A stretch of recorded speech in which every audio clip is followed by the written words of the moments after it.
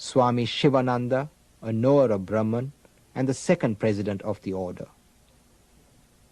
This is the only motion picture available of two direct disciples of Ramakrishna. Swamis Shivananda and Subodhananda are walking in Belur Math on the bank of the Ganga.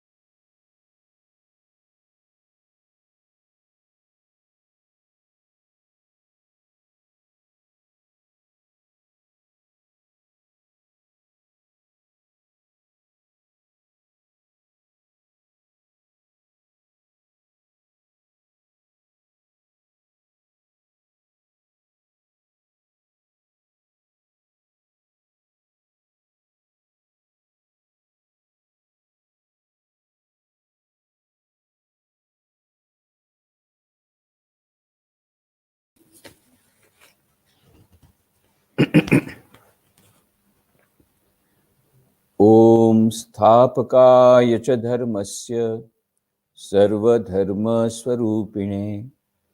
अवतार वरिष्ठाय रामकृष्णाय ते नमः। जननीं शारदां देवीं रामकृष्णं जगद्गुरुं पादपद्मे तयो श्रित्वा प्रणमामि मुहुर्मुहुः। नमः श्री यतिराजाय विवेकानंदसूरये सच्चित्सुखस्वरूपाय स्वामिने तापहारिणे।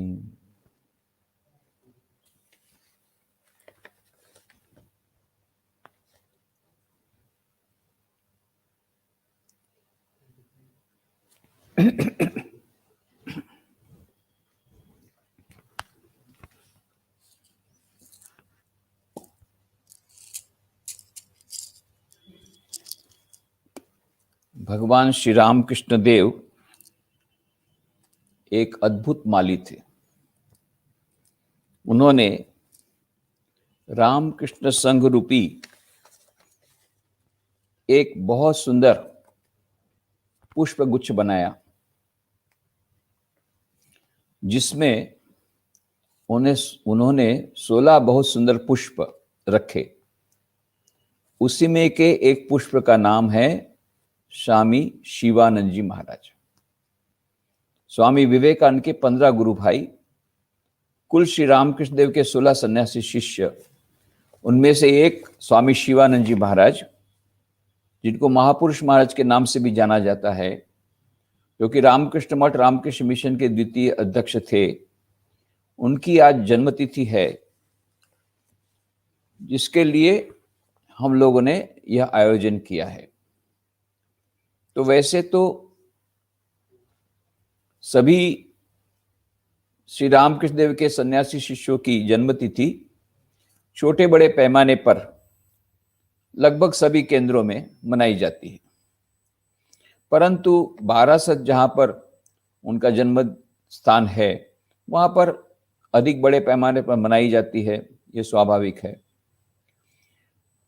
यहाँ रामकृष्ण आश्रम राजकोट में यहाँ पर हवन वगैरह भी होता है, आज सुबह हवन हुआ था, यहाँ पर विशेष भजन हुए थे, विशेष सब पूजा वगैरह हुई। तो लोगों के मन में एक उत्सुकता होती है कि भाई हम लोग समझ सकते हैं बारासत में तो बड़े पैमाने पर उनकी जन्मतिथि मनाई जाती है, तो रामकृष्ण आश्रम राजकोट में क्यों मनाई जाती है? तो उसके पीछे का रहस्य मैं उद्घाटित करता हूं आज। बात ऐसी है कि आज से लगभग 30 वर्षों पूर्व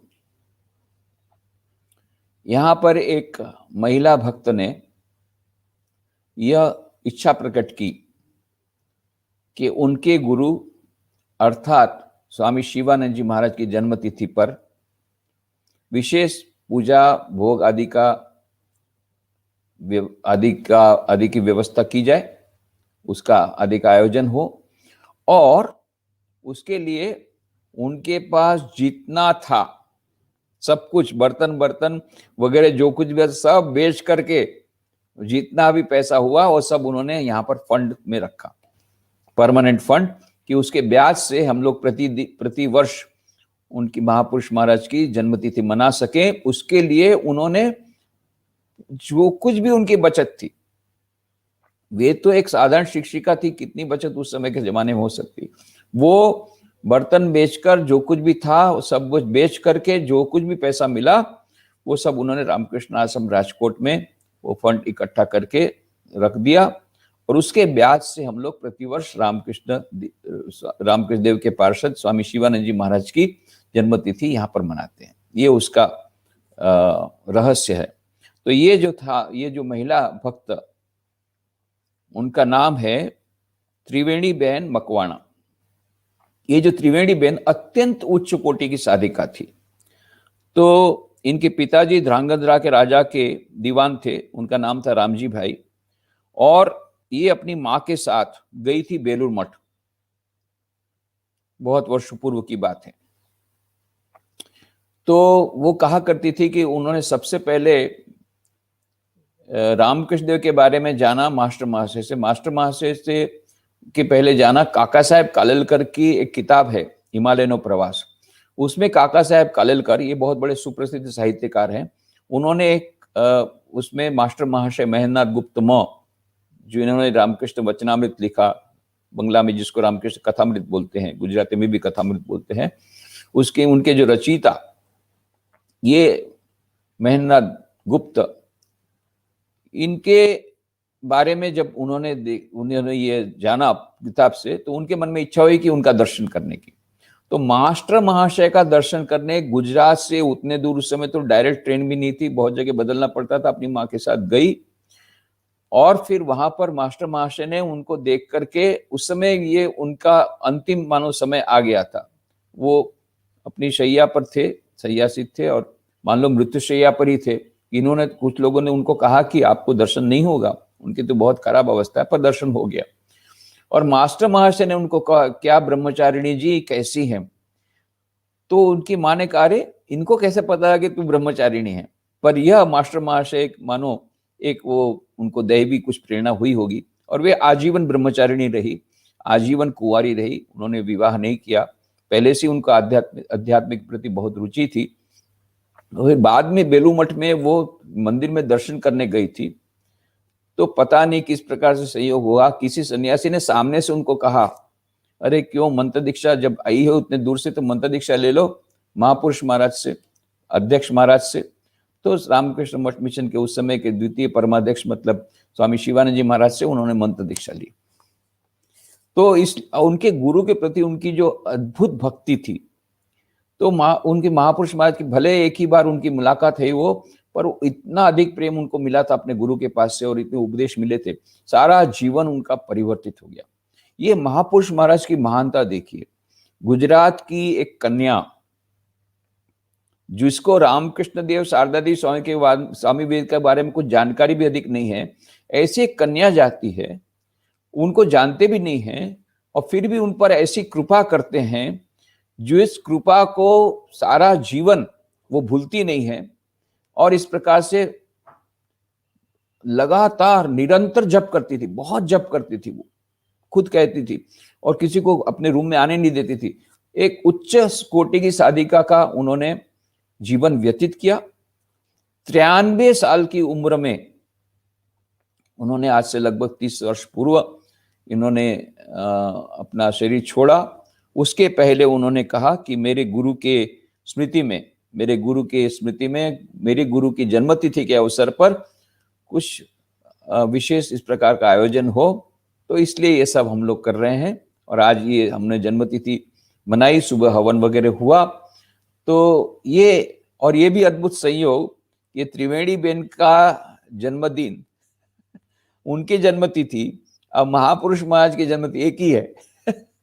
यह भी एक अद्भुत संयोग है। तो जो भी हो, ये त्रिवेणी बेन के कारण आज हम लोग बड़े पैमाने पर, और उनके पूज्य आत्मस्थानंद जी, पूज्य भूतेशानंद जी, पूज्य जपानंद जी, इन सब की उन पर बहुत कृपा थी। और बहुत उनको ये भूतेशानंद जी तो उनको भगिनी के समान मानते थे और आत्मज के समान बोलते थे। जपानंद जी, ये सब हमारे रामकृष्ण मठ मिशन के वरिष्ठ सन्यासी, और वो खुद भी हंसते हुए बोलती थी कि मेरे लिए कोई लाइन नहीं है जब मैं बेलूर मठ जाती हूँ। बहुत तो ये जो प्रेसिडेंट महाराज के दर्शन के लिए लंबी लाइन रहती थी, पर त्रिवेणी बेन आई है तो उसको जल्दी से सबसे पहले लाने को कहते थे प्रेसिडेंट महाराज, चाहे भूतेशानंद जी हो चाहे आत्मस्थान जी हो। तो ये आत्मस्थान जी, भूतेशानंद जी तो यहीं पर अध्यक्ष थे, तो स्वाभाविक है उनके ज्यादा संपर्क में आई। तो इस प्रकार से स्वामी शिवानंद जी महाराज, पूज्य महापुरुष महाराज का ये उनका चमत्कार देखिए। गुजरात की एक युवती पर उन्होंने जो कृपा की, बाद में इतनी उच्च कोटि की साधिका हुई और बहुत ही सुंदर उनकी मृत्यु हुई। ईश्वर का नाम स्मरण करते करते उन्होंने देह छोड़ा। प्रति वर्ष वो यहाँ पर आती थी, महापुरुष महाराज के जन्मतिथि के अवसर पर 3 दिन तक यहाँ गेस्ट हाउस में रहती थी।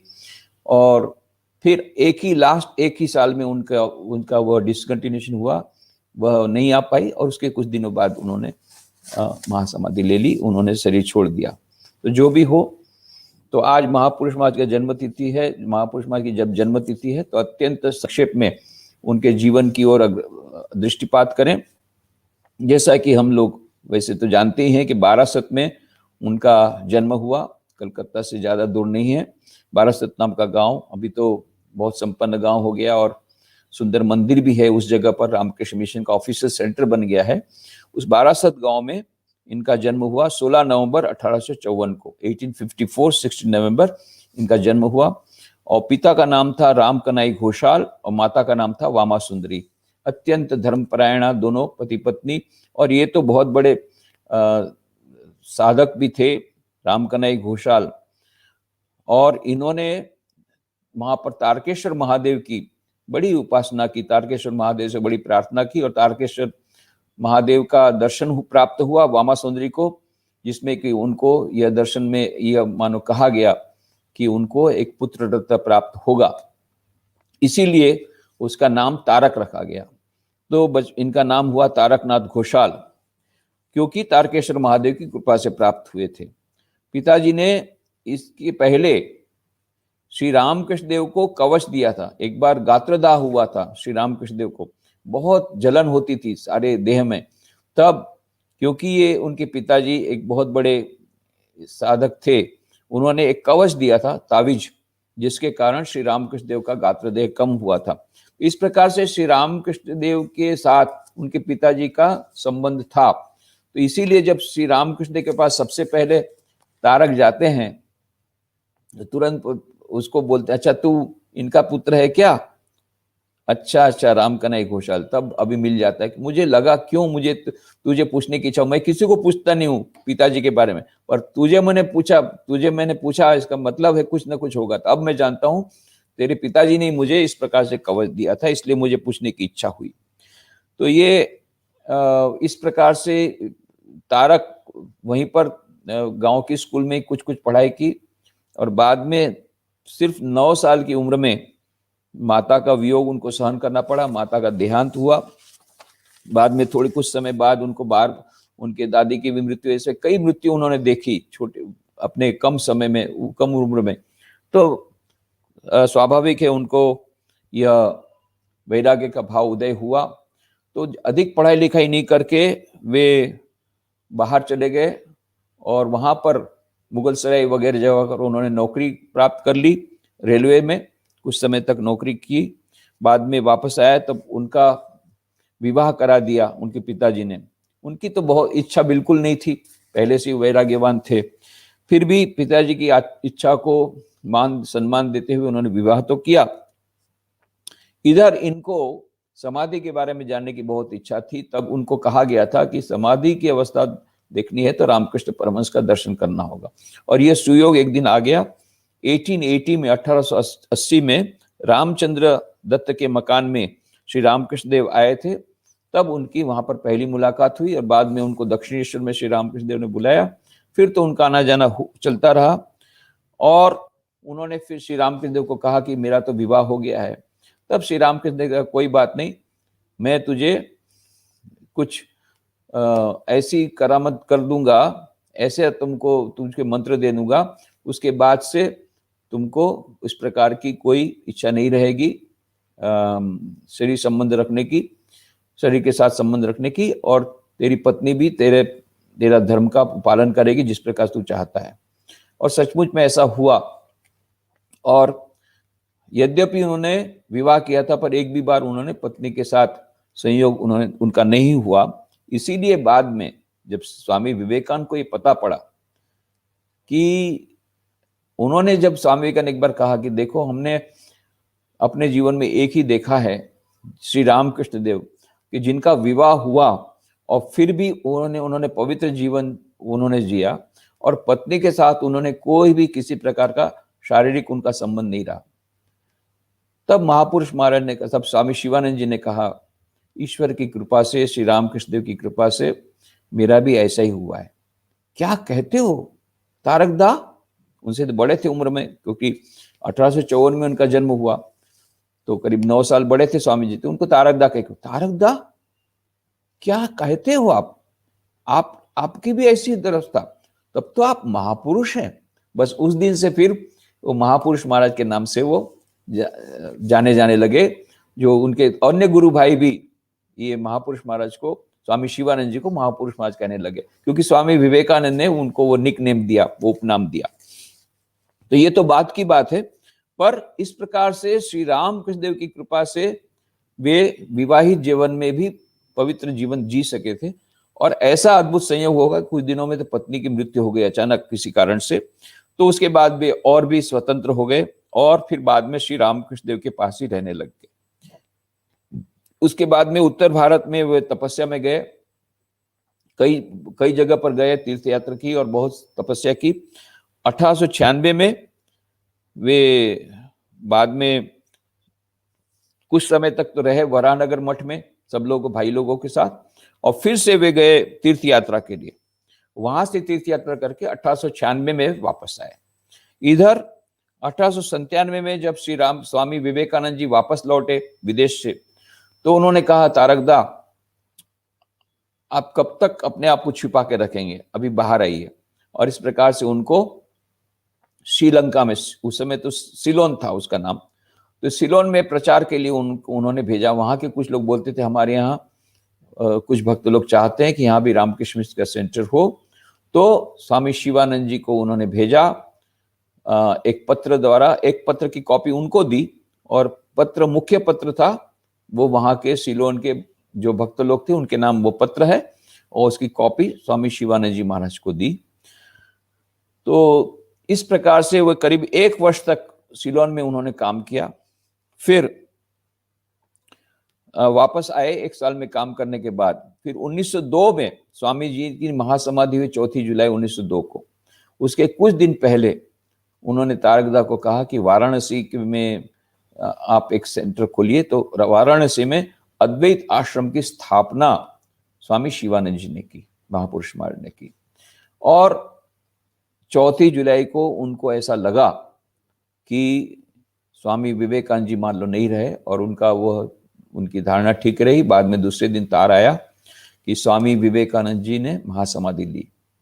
और फिर स्वामी विवेकानंद जी का फोटोग्राफ उन्होंने वहां अद्वैत आश्रम में, जो रामकृष्ण देव का फोटो था उसके बाजू में, उसके पास में स्वामी विवेकानंद का फोटो उन्होंने रखा। ये अद्वैत आश्रम वाराणसी की बात है। फिर 1910 में वे समस्त रामकृष्ण मठ मिशन के उपाध्यक्ष हुए, तो उनको फिर बेलूर मठ आना पड़ा। फिर 1922 में पूज्य स्वामी ब्रह्मानंद जी महाराज की इस महासमाधि के बाद वे समस्त रामकृष्ण मठ मिशन के परमाध्यक्ष हुए। 1924 से लेकर के 1927 तक वे दक्षिण भारत की यात्रा में गए, जहां पर कि उन्होंने उटा कमंड में, बहुत सुंदर जगह है उटी जिसको बोलते हैं हम लोग, ये उटी में उटा कमंड में उन्होंने श्री रामकृष्ण आश्रम की स्थापना की। वो भी एक बहुत बड़ी रोचक कथा है, किस प्रकार से वो जमीन प्राप्त की गई, किसी को सपने में आया और उस सामने से लेकर के जमीन दान में दिया, ये अपने आप में लंबी कहानी है। 14 से 18 फरवरी 1925 को वे नागपुर आए थे, इसीलिए नागपुर में भी आज यह उनकी जन्मतिथि बड़े पैमाने पर मनाई जाती है। तो फिर वहां पर उन्होंने शिलान्यास किया, आश्रम का शिलान्यास किया, और फिर फिर से वापस जब आए 16 फरवरी 1925, 16 फरवरी 1925, 16 फरवरी 1925 को ये नागपुर आश्रम का शिलान्यास उनके हाथों से हुआ। फिर बाद में फिर से 2 साल बाद वो आए थे। पहली बार जब आए थे तो बम्बई होकर के आए थे, तो इस बार 15 से 20 फरवरी 1927, 15 to 20 फरवरी 1927 फिर से उन्होंने नागपुर में उन्होंने निवास वहां पर किया, उसी आश्रम में जिस आश्रम का शिलान्यास उन्होंने किया था। उसके बाद में वापस लौटे बेलूर मठ, और फिर बाद में उनको रोग हुआ, उनका स्वास्थ्य ठीक नहीं रहा। 1933 में उनको पक्षाघात हो गया, तो ही वॉज इनवैलिड, पैरालिसिस का अटैक हो गया। फिर भी वे अति उच्च अवस्था में रहते थे। उस समय पैरालिटिक अवस्था में उनको इतना दर्द था, उनका शरीर में इतनी ज्यादा व्याधियां उनको थी, इतना अधिक दर्द था, फिर भी वो आत्मा के निजानंद में रहा करते थे, आते रहते कहते। और कोई पूछता कि स्वामी जी कैसे हैं, आप कैसे हैं? बहुत आनंद में हम। ओ कोई रोग, कोई कहता था आपको तो रोग है, अरे रोग तो बहुत है उस शरीर की बात करते हो, ओहो शरीर तो बहुत खराब है तो मैं अलग हूं और शरीर अलग है, ये भाव उनका इतना उच्च भाव बना रहता था। ये सब आप किताब पढ़ेंगे तब पता लगेगा, उनकी किताबें पढ़ेंगे। तो ये स्वामी शिवानंद जी महाराज इस प्रकार से, वो जो पक्षाघात हुआ उस समय के आसपास की जो उनकी बातें हैं, उनसे लगता कि सचमुच में कितने उच्च कोटि के वे थे। ब्रह्मज्ञानी में भी, ब्रह्मज्ञानी तो ठीक है, पर कितने उच्च कोटि के जिनको देह ज्ञान मानो नहीं रहता है उस प्रकार का। तो उन्होंने जो भक्तों के साथ जो बातचीत की थी, ये बहुत सारी बातचीत की थी, बहुत सुंदर सुंदर आध्यात्मिक चर्चाएं हुई थी।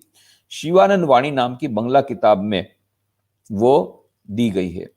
उसका नाम है for seekers of God English में, और हिंदी में उसका नाम है आनंद धाम की ओर,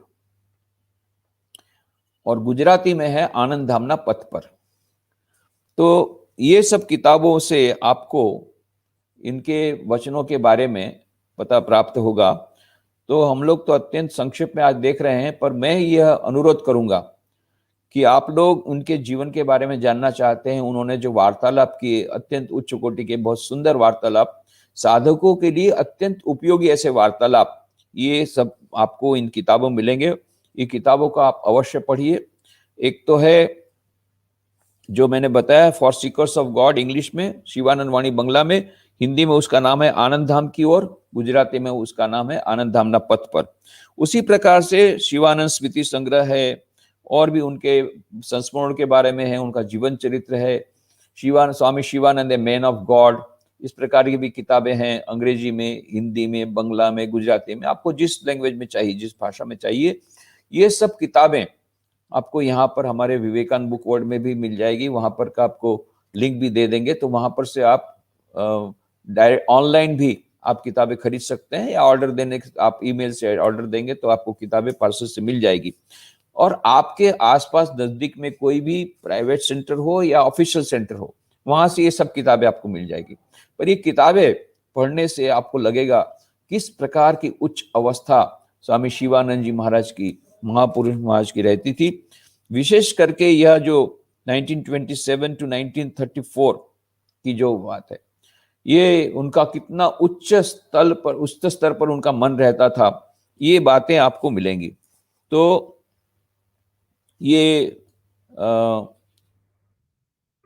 1933 में पक्षाघात होने के बाद 20 फरवरी 1934 20 फरवरी 1934 को उन्होंने महासमाधि ली। उनको पूछा करते थे लोग कि महाराज मरने के बाद आप कहाँ जाएंगे, तो हंसते हुए कहते थे मैं तो रामकृष्ण लोक में जाऊंगा। ये इस प्रकार से मानो उनको यह एक दृढ़ धारणा उनकी थी कि वे रामकृष्ण लोक में जाएंगे। तो बेलूर मठ के पुराना मंदिर जो है, बेलूर मठ का पुराना मंदिर, उसके पास एक कमरा है, उसमें उन्होंने जो व्यवहार की गई वस्तुएं हैं, उसमें हंसेश्वरी देवी का फोटो भी है, उनका कॉट है, उनके द्वारा व्यवहृत और भी अनेक वस्तुएं हैं, वो सबको संग्रहित करके रखा गया है। आप लोग जब भी जाएं बेलूर मठ, तो बेलूर मठ का बड़ा मंदिर तो है, उसके पीछे में आप जाएंगे तो मठ ऑफिस है, मठ ऑफिस के ऊपर में एक पुराना मंदिर है, श्री रामकृष्ण देव का पुराना मंदिर। अभी भी वहां मंदिर है, पुराना मंदिर, फोटोग्राफ वगैरह रखा है।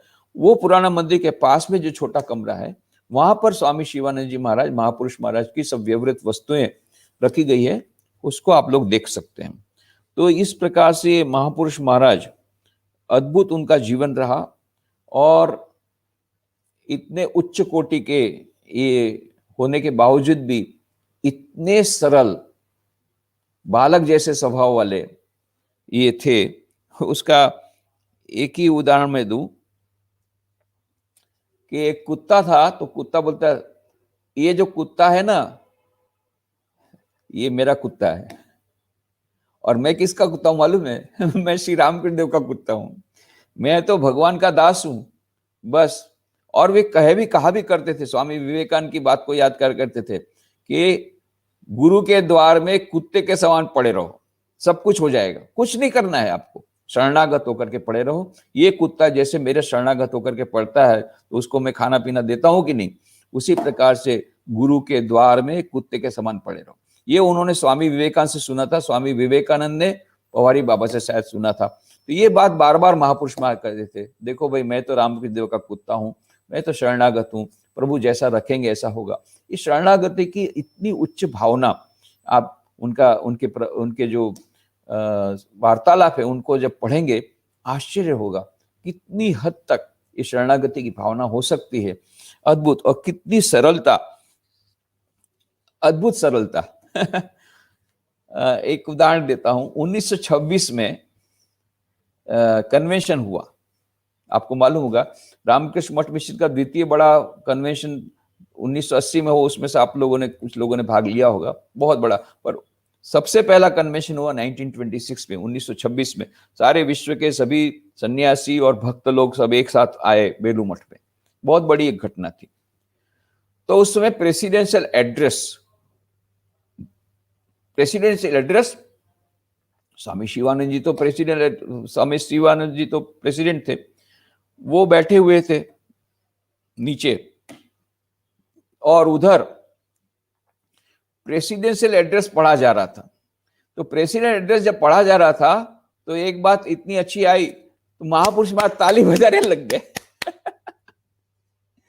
तो किसी ने कहा, अरे महाराज ये आपका स्पीच है और आप ही ताली बजा रहे हैं। तो महापुरुष महाराज सबके बीच में क्या बोलते हैं, आमी की जानी बापू, दिनेश लिखे छे, बसंत पड़छे और आमी ताली दीची।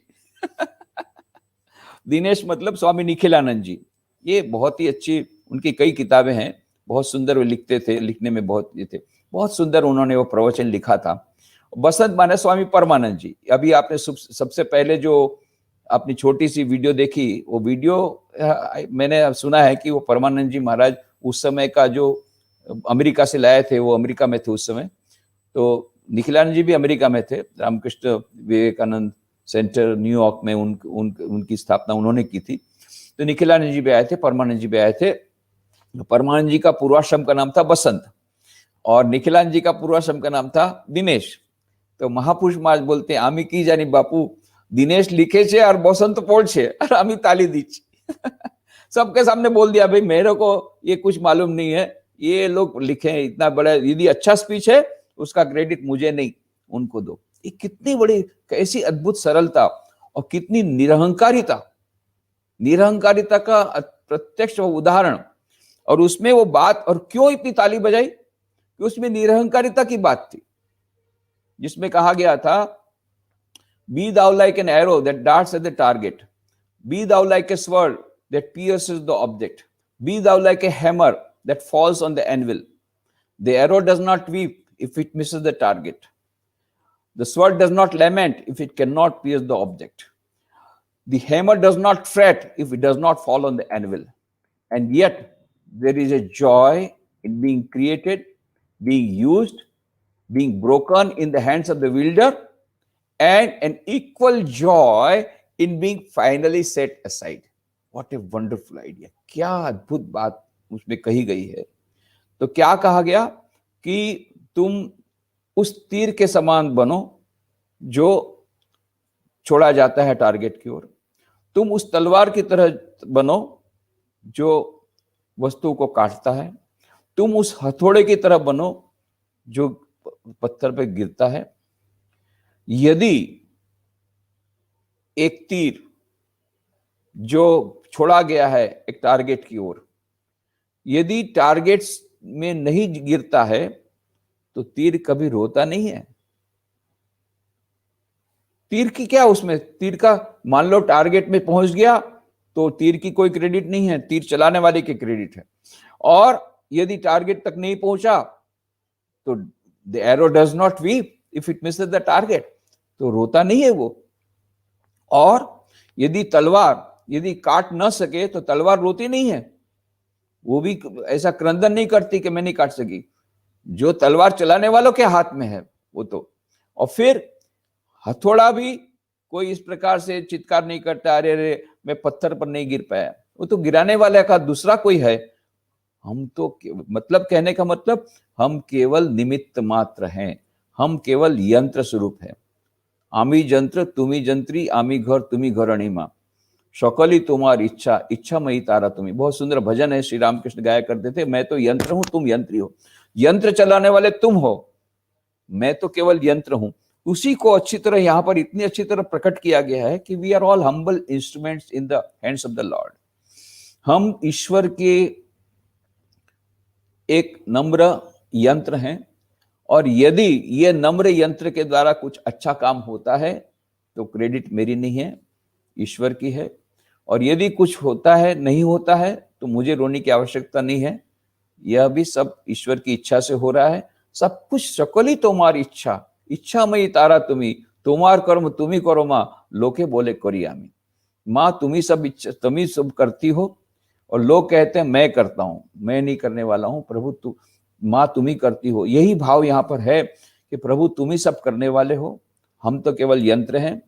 तो the arrow does not weep if it Mrs the target, the sword does not lament if it cannot pierce the object, the hammer does not fret if it does not fall on the anvil, and yet there is a joy in being created, being used, being broken, and being finally set aside. परंतु फिर भी यह हमारा उपयोग किया गया, ये हमारा धनभाग्य, सौभाग्य है। हम धन्य हैं कि हमारा उपयोग किया गया, एक हम निमित्त बने एक अच्छे कार्य के लिए, ये हमारा सौभाग्य है, हमारा परम भाग्य है। तो there is a joy in being created, being used and being broken. और बाद में जब ये यंत्र जब बूढ़ा हो जाता है, जब यंत्र खराब हो जाता है, रोने की आवश्यकता नहीं है। दिस इज द प्रोसेस, हमको रोने की आवश्यकता। And being finally set aside, और यदि हमको किसी कार्य से दूर कर दिया जाता है या संसार से दूर कर दिया जाता है, मृत्यु जब आती है, तब भी रोने की आवश्यकता नहीं। क्यों? कार्य अपना चलता रहेगा। We are humble instruments. एक इंस्ट्रूमेंट ने काम अपना किया, 40-50 साल तक ब्लेड ने उसने काम किया, फिर हम उसको फेंक देते हैं। रेजर लेते हैं, दाढ़ी बनाई कुछ दिनों तक, फिर वो जब खराब हो गई तो उसको हम फेंक देते हैं, दूसरी आती है। उस प्रकार से हमारा उपयोग किया गया, जब हम बूढ़े हो गए, हमको दूसरे तरफ फेंक दिया गया, चले गए, दूसरा यंत्र आएगा। We are only humble instruments of the lord. ये भावना रहने से कभी हताशा निराशा नहीं आती है। सबसे बड़ी बात, अहंकार नहीं आता है, क्योंकि अहंकार ही सभी दुखों का मूल है। तो इस प्रकार से यह थोड़ा विषयांतर हुआ, पर हम समझ सकते हैं कि स्वामी शिवानंद जी महाराज ने क्यों ताली बजाई, क्योंकि उनके मन की भावना प्रकट है। वो अपने आप को यंत्र ही मानते थे। मैं क्या, वो खुद कहते थे, मैं मंत्र दीक्षा नहीं देता हूं, श्री रामकृष्ण ही तुम्हारे गुरु हैं, मैं तो केवल निमित्त मात्र हूं, मैं श्री रामकृष्ण देव के साथ तुम्हारा परिचय करा देता हूं, गुरु तो श्री रामकृष्ण ही हैं। इस प्रकार से अपने आप को यंत्र मानते थे स्वामी शिवानंद जी। इसलिए यह उन्होंने उस प्रकार से, पर सरलता देखिए, खुद का प्रवचन हो रहा है, खुद ताली बजा रहे हैं, फिर कोई कहता रहे तो आपका प्रवचन, तो बोले मैं क्या समझू, सबको बता दे रहे कि मेरा प्रवचन लिखा हुआ नहीं है, ना मैंने लिखा ना मैंने पढ़ के सुनाया, तो मैं क्यों ताली न बजाऊं। कितनी उच्च अवस्था, कितनी निरहंकारिता, इसका वह दर्शन। तो अत्यंत सरल थे और कितने हजारों लोगों को उन्होंने दीक्षा दी है। ये पंडित जवाहरलाल नेहरू की पत्नी थी कमला नेहरू, उन्होंने भी उनके पास दीक्षा ली। तो भरत महाराज, पूज्य भरत महाराज तो वहां पर रहा करते थे। पूज्य भरत महाराज के संस्मरणों में किसी ने बताया कि उस समय छोटी बालिका इंदिरा वे आया करती, तो इनका काम रहता था इंदिरा को संभालना। इसलिए इंदिरा गांधी प्राइम मिनिस्टर बनने के बावजूद भी कभी कभी बेलू मठ आकर के जब भरत महाराज को, स्वामी अभयानंद जी महाराज को प्रणाम करके जाती थी और उनके प्रति श्रद्धा रखती थी। उनके ये हमने सुना है। ऐसे तो कितने लोगों को पूज्य महाराज श्री ने मंत्र दीक्षा दिया, उनका आध्यात्मिक मार्गदर्शन किया। अंत में दो बातें रह गई है। एक तो पूज्य वीरेश्वरानंद जी महाराज, ये रामकृष्ण मठ मिशन के 10वें परमाध्यक्ष थे। तो एक बार हम लोग के साथ बातचीत करते समय उन्होंने कहा, उन्होंने अपने संस्मरण सुनाए महापुरुष महाराज के। तो महापुरुष महाराज के संस्मरण सुनाते समय उन्होंने कहा कि एक बार हम लोग, क्या होता था कि महापुरुष महाराज वहां पर रहते थे, नाश्ता करने के बाद बैठते थे और हम लोग सभी साधु ब्रह्मचारी उनके पास जाकर के कुछ समय के लिए बैठते थे और कुछ बातें होती थी। उसी क्रम में एक दिन उन्होंने कहा, अरे जाओ मंदिर से स्तव माला ले आओ। तो पूज्य वीरेश्वरानंद जी महाराज, प्रभु महाराज जिनको हम जानते हैं, वो तुरंत गए मंदिर से, वो पुस्तक लेके आए, उसका नाम स्तव कवच माला। तो ये स्तव कवच माला, उसमें उन्होंने कहा कि देखो तो उसमें वीरेश्वर स्तोत्र है। तो देखा, हाँ वीरेश्वर स्तोत्र है। तो वीरेश्वर स्तोत्र पढ़ के सुनाने को बोला। तो वीरेश्वर स्तोत्र जब पढ़ के सुना रहे थे तब उन्होंने कहा, हाँ बिल्कुल ठीक, बिल्कुल ठीक, बिल्कुल ठीक। अभी लोग तो कुछ समझ नहीं पाए क्या बोल रहे हैं। तब उन्होंने बताया कि मैंने ठीक ऐसा ही देखा है। कैसे कि इसमें उन्होंने देखा छोटे छोटे बटुक का स्वरूप, वीरेश्वर जी का स्वरूप, उन्हें बटुक स्वरूप की वहां पर वर्णन है। उन्होंने कहा, एक रात में स्वामी विवेकानंद के साथ एक ही मच्छरदानी के भीतर में सोया हुआ था। रात को जब मेरी नींद जब टूटी अचानक, तो देखा पास में स्वामी विवेकानंद नहीं है। ये छोटे छोटे वीरेश्वर शिव जिनका वर्णन हुआ है, ऐसे बटुक शिव, ये छोटे छोटे शिव, शिशु के रूप में ऐसे कई शिव जी वहां पर हैं, लेटे हुए हैं, और अद्भुत एक प्रकाश दिव्य ज्योति से मानो कमरा भर गया है। फिर दूसरे दिन सुबह जब स्वामी विवेकानंद को कहा कि मैंने तो ऐसा देखा, स्वामी विवेकानंद ने हंसी में उड़ा दिया। पर स्वामी विवेकानंद जी की हम जानते हैं, स्वामी विवेकानंद का जन्म कैसे हुआ था। माता भुवनेश्वरी देवी ने वीरेश्वर शिव का मंदिर आज भी है, आप लोग जा सकते हैं, गंगा नदी के किनारे है। तो लोग ज्यादा करके विश्वनाथ मंदिर में जाते हैं। वीरेश्वर शिव जी का मंदिर इतना प्राचीन तो है, परंतु इतना अधिक लोग प्रख्यात नहीं है, तो ज्यादा लोग नहीं जाते हैं। तो ये वीरेश्वर शिव जी का मंदिर है गंगा नदी के किनारे। उस शिव में वो वहां पर उन्होंने अपनी एक परिचिता स्त्री को कहा था कि वहां पर विशेष पूजा देना, और इस प्रकार से उनको बाद में दर्शन होते हैं माता भुवनेश्वरी देवी को, जहां पर कि वीरेश्वर शिव ने दर्शन दे करके कहा कि मैं आऊंगा तुम्हारे।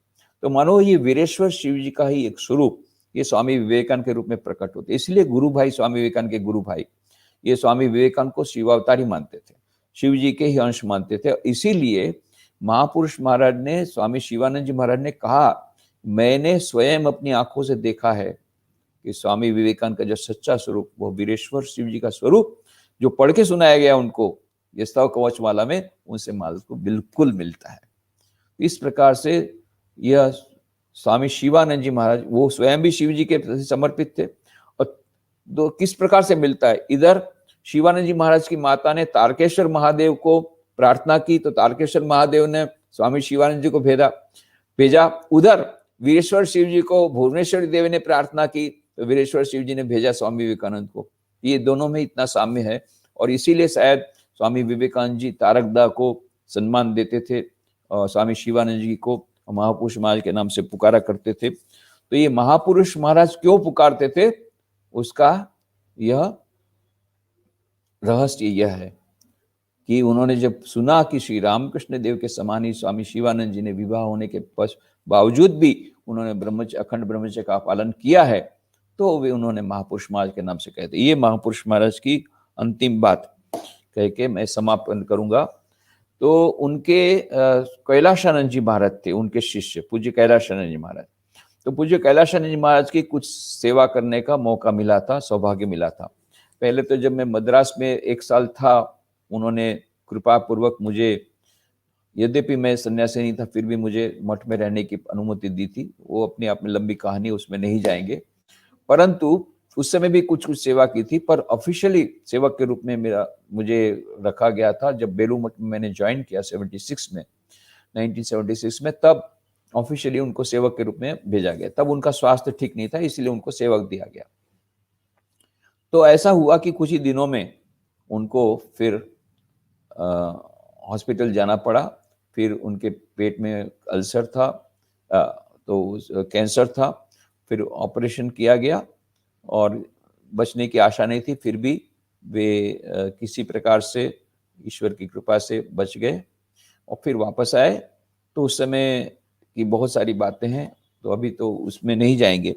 पर एक बात मैं बताऊंगा कि ये स्वामी शिवानंद जी महाराज, ये जान सकते थे कौन व्यक्ति कितना आध्यात्मिकता से संपन्न है। तो जब ये कैलाशानंद जी पहले ढाका यूनिवर्सिटी में प्रोफेसर थे, तो इन्होंने ये आकर के वो कहा करते थे कि मैं सन्यासी बनूंगा, पर महापुरुष महाराज उनको कहते थे नहीं। पर एक बार उन्होंने बोला कि हाँ ठीक है तुम आ जाओ।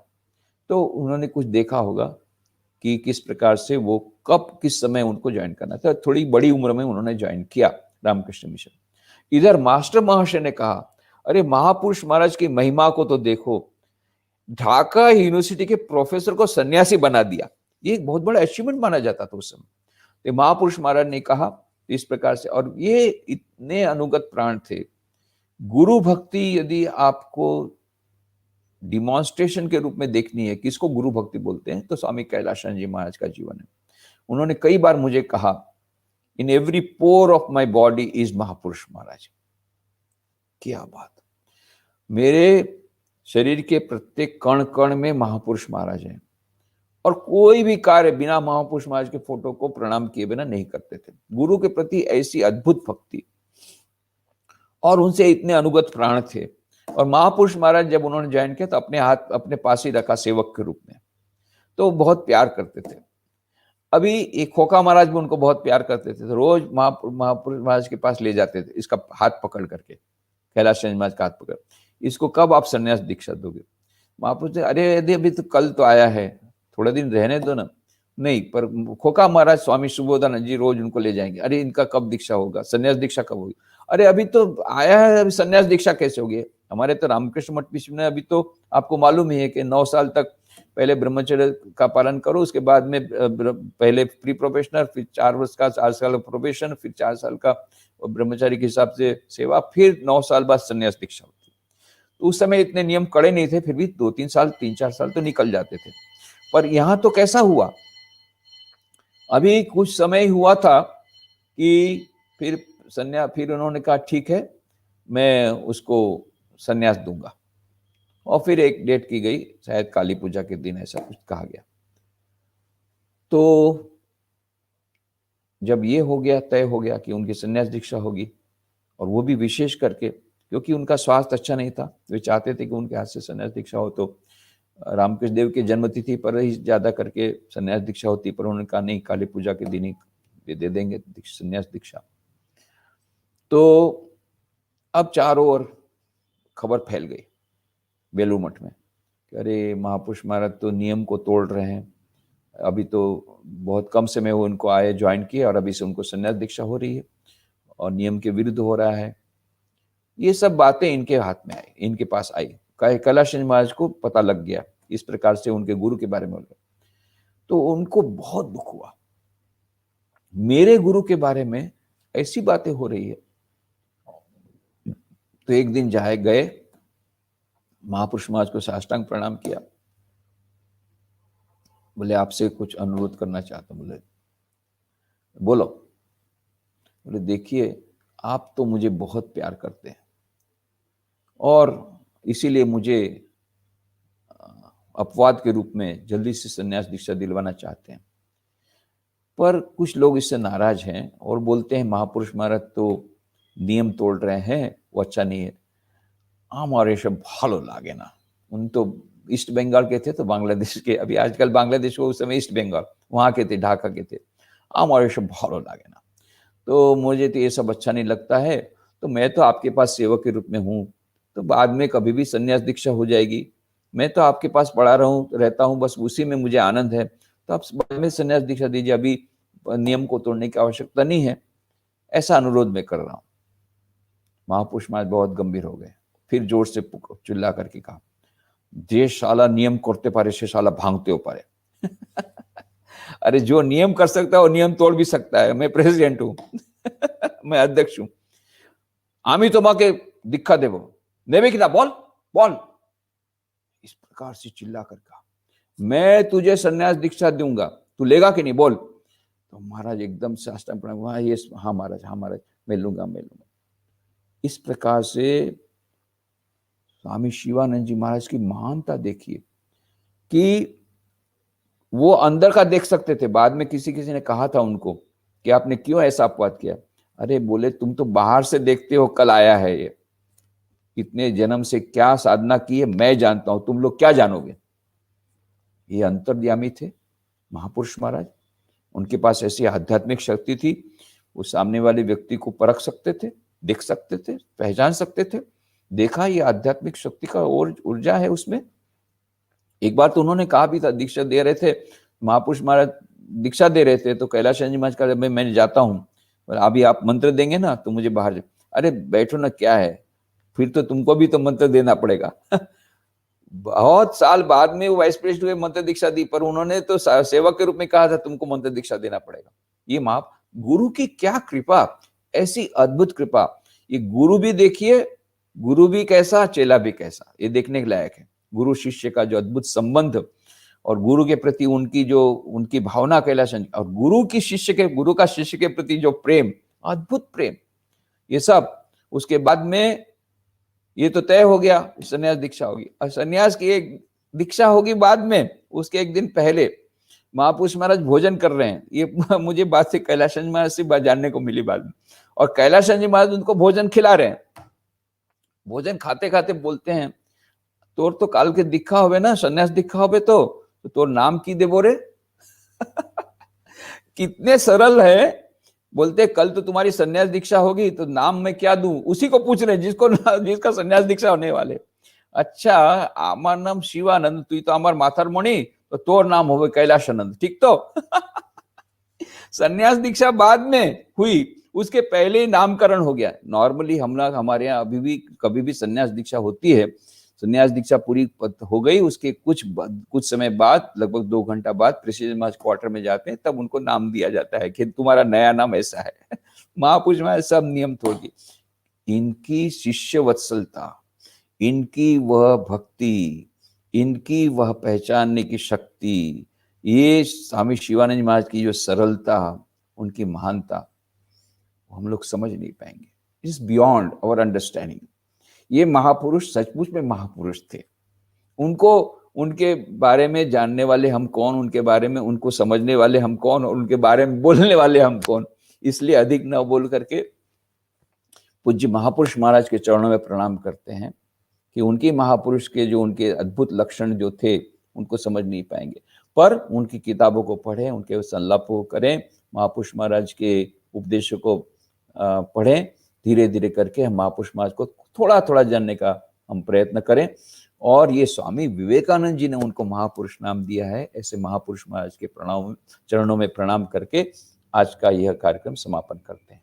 ओम शांति शांति शांति। हरि ओम तत्सत। श्री राम कृष्णार्पणमस्तु।